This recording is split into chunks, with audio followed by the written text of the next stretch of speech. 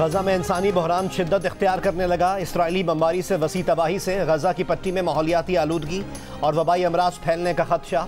Secretary general अक़वाम मुत्तहिदा का गजा में पानी, खुराक और ईंधन की फौरी फरहमी और स्कूल्स, अस्पताल और अक़वाम मुत्तहिदा मराकज़ को निशाना न बनाए जाने का मुतालबा। एंटोनियो गुतेरेस का कहना है कि 2,20,000 फ़लस्तीनी UN एजेंसी के कैंप्स में पनाह लिए हुए हैं। इसराइली बमबारी के बायस बेघर फ़लस्तीनियों की तादाद 3,38,000 से तजावुज़ कर गई। इसराइल की अंधाधुंध बमबारी में अक़वाम मुत्तहिदा के 11 मुलाजमीन और स्कूल्स में 33 असातिज़ा जाँ बहक हो चुके। फ़लस्तीनी वज़ारत सेहत की गजा की पट्टी पर इसराइली वहशियाना जाहरियत के बायस 50 से ज़ायद तिब्बी अमले की शहादतों की तस्दीक। छठे रोज़ भी इसराइली हमले जारी, जाँ बहक फ़लस्तीनियों की तादाद 1200 से ऊपर चली गई। गजा की पट्टी पर बमबारी से हमास बहरी फोर्स के सीनियर रुकन मोहम्मद अबू शमाला मारे गए। इसराइली फ़ौज का दावा। इसराइली फ़ौज ने अबू शमाला के घर पर फ़ज़ाई हमले की फुटेज जारी कर दी। कहा कि इसराइली जंगी तैयारे ने रफ़ा में अबू शमाला की रिहाइशगाह को मिसाइल से निशाना बनाया। दीगर ज़राए से इसराइली बमबारी में मोहम्मद अबू शमाला की शहादत की तस्दीक नहीं हो सकी। इसराइली फ़ौज ने हमास के हमलों में हलाक अपने मज़ीद 31 फ़ौजियों के नाम जारी कर दिए। अब तक 220 ऑफिसर्स और अहलकारों की हलाकत की तस्दीक। 6 रोज़ के दौरान हलाक इसराइलियों की तादाद 1300 तक जा पहुँची। अमरीकी वज़ीर ख़ारजा एंटनी ब्लिंकन इसराइल पहुँचे। आलमी बरादरी पाकिस्तान के साथ मिलकर गजा में सीज़ फायर पर काम करे। पाकिस्तान का गजा में फ़लस्तीनियों पर गैर इंसानी बमबारी फौरी तौर पर रोकने का मुतालबा। तर्जुमान दफ्तर ख़ारजा का कहना है कि मशरिक़ वस्ता में क़याम अमन वक्त की अहम ज़रूरत है। उम्मीद है इसराइल अरब लीग के मुतालबात पर संजीदगी से गौर करेगा। तर्जुमान दफ्तर ख़ारजा मुमताज़ ज़हरा बलोच ने कहा कि गजा में शहरी आबादी को निशाना बनाया गया, मासूम बच्चे और ख़वातीन शहीद हुई।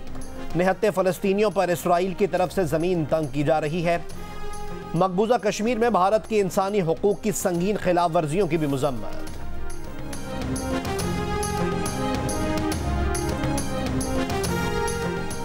इमाराती सदर शेख मोहम्मद बिन ज़ायद अल नहयान ने अमरीकी सदर जो बाइडन का टेलीफोनिक राब्ता।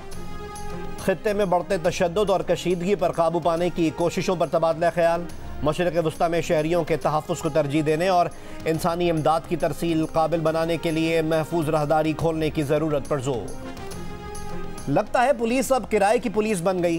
पुलिस की अब अपनी इज्जत नहीं रही, इदारे की इज्जत होनी चाहिए। पुलिस और पटवारी का शाही सिस्टम ख़त्म होना चाहिए।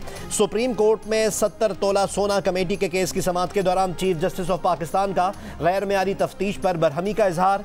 एडिशनल प्रोसिक्यूटर ने बताया कि 10 ग्राम सोने की कमेटी निकलने पर अदा नहीं की गई। चीफ जस्टिस ऑफ पाकिस्तान ने सवाल किया कि गिरफ्तार सुनार ने कितना सोना कमेटी के जरिए देना था। दरख्वास्त गुजार ने बताया कि कमेटी से निकलने वाला 70 तोले सोना नहीं दिया गया। चीफ जस्टिस ने कहा कि 1.5 करोड़ मालियत सोने का कोई इनकम टैक्स अदा नहीं किया गया।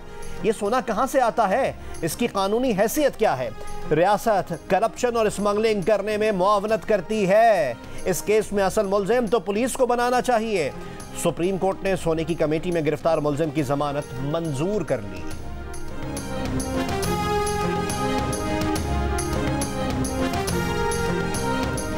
रवा साल पाकिस्तान का माली खसारा हदफ से 1,137 अरब ज्यादा होने का तखमीना। साल 2023-24 में खसारा 8,042 अरब रुपए तक पहुंच जाएगा। IMF ने फिस्कल मॉनिटर रिपोर्ट 2023 जारी कर दी। रिपोर्ट के मुताबिक खसारा GDP के 6.5% के बजाय 7.6% रहने की पेशगोई। कर्जों की शरह 60% के कानूनी हदफ के बजाय 72.2% रहेगी। इस साल प्राइमरी सरप्लस 4% हदफ के मुताबिक 421 अरब रुपए रहने का इम्कान। अस्करी टावर जलाओ घिराव केस में इंसदाद दहशतगर्दी अदालत लाहौर ने खतीजा शाह समेत दीगर मुल्ज़मान के जुडिशल रिमांड में 26 अक्टूबर तक तौसीह कर दी। मियांवाली पक्का गंजीरा के मकाम पर गाड़ी नहर में जा गिरी। हादसे में लोग गुलकार शराफत अली समेत 7 अफराद डूबकर जाम बहक हो गए। गुलकार शराफत अली खान शादी के प्रोग्राम के बाद वापस अपने घर जा रहे थे।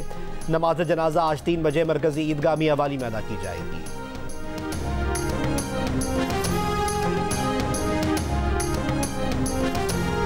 भारतीय रियासत बिहार में दिल्ली से आसाम जाने वाली मुसाफिर ट्रेन की 21 बोगियां पटरी से उतर गईं। 3 बोगियां उलट गईं, 4 अफराद हलाक, 80 जख्मी।